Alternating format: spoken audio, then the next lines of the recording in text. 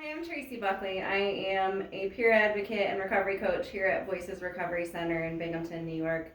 And we're here today to talk about some of the things that we and our peers are doing in order to cope with the pandemic.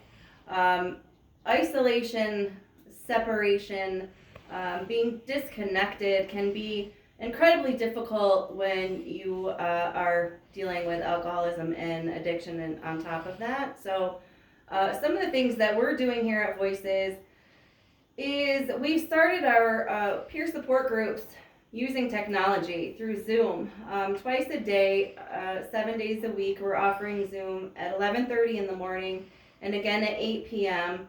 And this is, I can speak for myself and say that it makes a difference sometimes that the two people I live with, I love dearly, but they don't understand recovery. So getting on these meetings has really helped my life, and we see the gratitude from the people who get on those. They feel so much better by the time we get off of these meetings. So that is been a huge aspect for all of us, I can say, as far as getting us through the pandemic.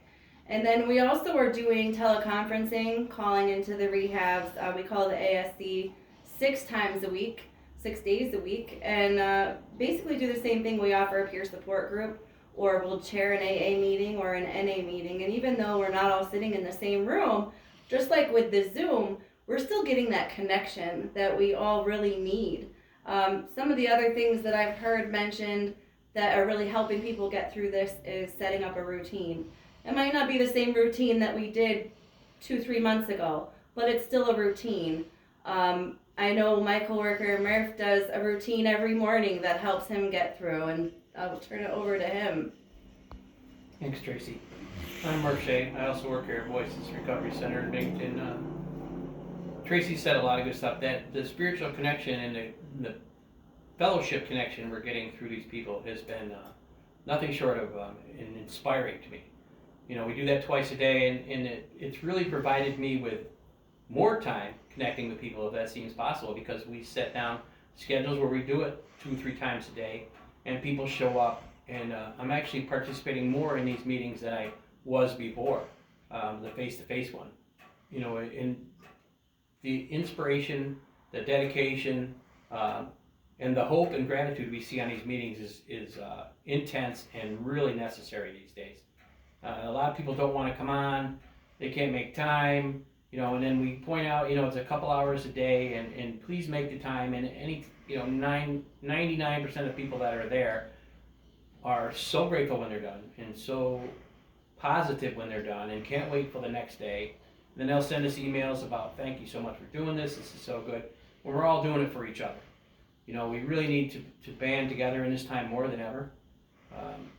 Our meetings face-to-face are taken away, so we have to do the most we can for our recovery and others in the community through technology.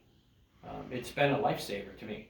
And Tracy was talking about the ritual or the daily thing that we do, and I really believe structure is necessary. A lot of people fight against structure, don't want to keep doing the same thing, but I find repetition and recognition of daily things I need in a time of uncertainty, especially.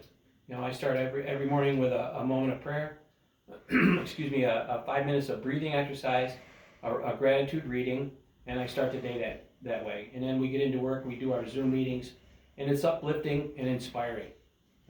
There's a lot of darkness, a lot of negativity going on, and we hear about that, but I don't see that in our meetings. I see a lot of hope and inspiration, you know, and I really believe that that connection that we have is crucial now, you know, and it's been inspiring to me. A lot of people seem to drift away at this time, but we're doing our best amongst ourselves and all our peers to just get everybody connected on a daily basis and share our experience, strength, and hope with each other, and it seems to be working really well.